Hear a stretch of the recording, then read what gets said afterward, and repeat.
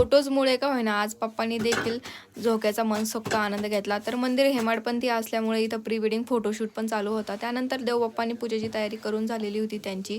मग वैशू बघा इथं कशा देवीने आशीर्वाद देत आहे. मग आम्ही लगेच पूजाला बसलो.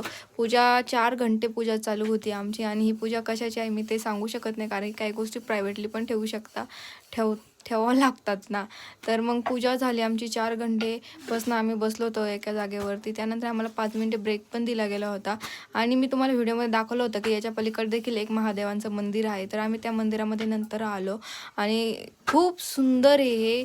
आपले पूर्वज किती सुंदर कलाकार होते हे जिथं जागतं उदाहरण आहे याचं हे मंदिर. आणि खूप सुंदर आहे कायगाव टोक्याला. तिथं 4-5 मंदिर आहे आणि याचं सराउंडिंग तर एवढी सुंदर आहे माहिती आहे का.